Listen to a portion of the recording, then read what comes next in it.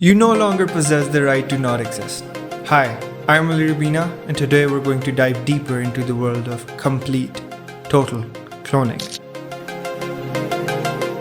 So what is cloning? Cloning is the complete replication of an organism's identity, beginning with its biological blueprint and extending to its traits, patterns, and behaviors that make that organism recognizably itself. But for today, let's just assume cloning means replicating someone completely to the point where you can't tell the difference between the first and the second one. But how do you clone a human? Well, with our complex architecture and multiple layers to our existence, it only takes two major phases to achieve complete cloning. Phase 1. Biological cloning. Biological cloning is when you make a new creature that has the same DNA as another existing creature. It's like having a twin that is not born at the same time as you. There have been numerous examples of biological cloning, but the one that started everything, Dolly the sheep, born in 1996, was the first animal cloned from an adult cell. She proved it was possible to create a living copy using existing animals' DNA, sparking worldwide debates about the future of cloning. But you see, the future is now. Because cloning isn't something that is happening in secret labs anymore. Cloning is commercial. ViaGen pets. You can imagine the power that's inside of that. It's much bigger than this is just a DNA replicate of that. It was literally from a living cell from that donor. It's just an amazing opportunity for people to, for their very own reasons, carry forward a relationship with something that was really special and important to them. ViaGen Pets is a company in the US that clones dogs, cats, and even horses.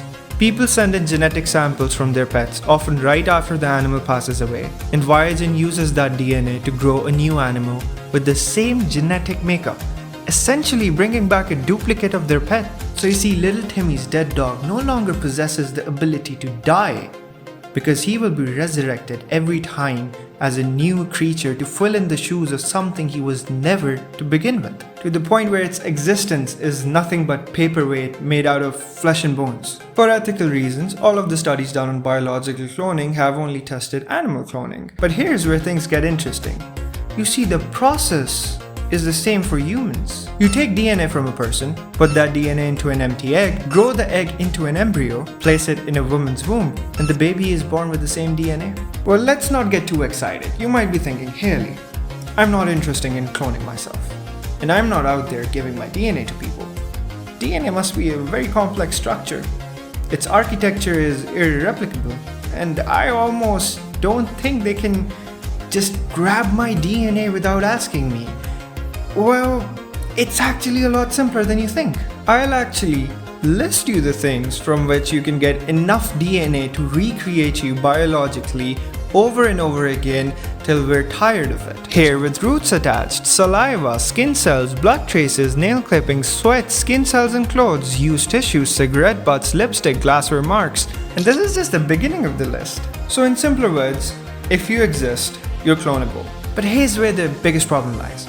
Biological cloning is only limited to the genetic makeup.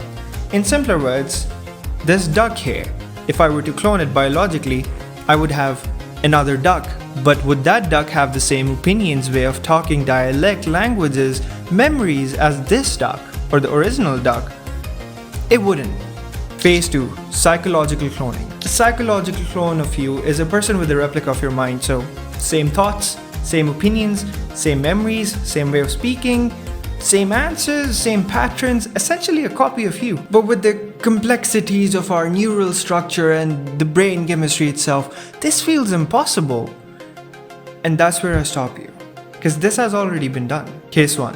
AI twins. I'd like to tell you about the case of Suzanne Somers. Suzanne Somers, the actress and wellness icon, passed away in 2023. After her death, her husband, Alan Hamill, commissioned the creation of an AI twin of her, using decades of her interview, TV appearances, and other media. Engineers trained a digital model to mimic her voice, speech patterns, and personality. The AI twin was so convincing that some people reportedly could not tell a difference between it and real Suzanne. Now you may argue, Ali, I get it with the DNA. I shed it every day. It's something that I'm leaving in public, but my mind, it's something very private. And you see, I'm not an influencer, I don't make videos, and there isn't enough content of me outside to even think of making an AI clone. And that's where I stop you. A person leaves behind thousands of hours of digital data.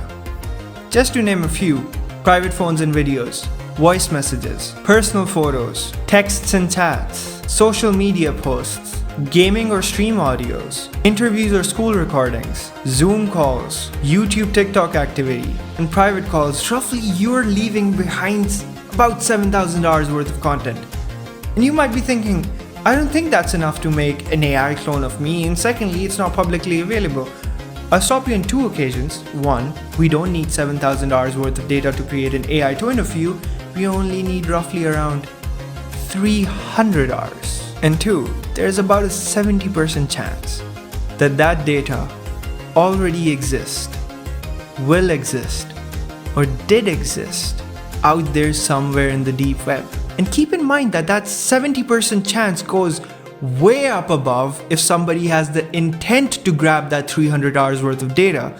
In fact, that number is so small that it could be grabbed from just a couple decades of your life. That's not a lot in the digital world. Now that you're well versed with both the phases, phase 1, biological cloning, and phase 2, AI twins or psychological cloning, what does this add up to? Tomorrow I no longer possess the ability to wake up. All you need is a strand of my DNA and 300 hours worth of content to rebuild me from scratch. But when I put myself in the picture, it doesn't make sense. But let me make it sense to you. Imagine your favorite celebrity. Imagine a person who's crucial to a show. Imagine a puppet president. Imagine a dictator. Imagine someone who just does not want to die. Yes, I understand that there will be cracks and there will be imprecisions and there will be trials and errors. But the fact that we can do this right now is what's concerning. The fact that the complexities we associate to our beings are finally not so complex. But you see, we don't need to worry. And there's a very simple reason for it. Because most of what we do in a day is watch reels. We aren't important enough to clone. Because we're essentially turning into a paperweight, into this deep intergalactic space which we don't know what to do about. And that's concerning. That's concerning because we have stopped connecting with each other. We have stopped telling our stories. We have stopped sharing our hidden hobbies. We have stopped being a community. Go out there, be important.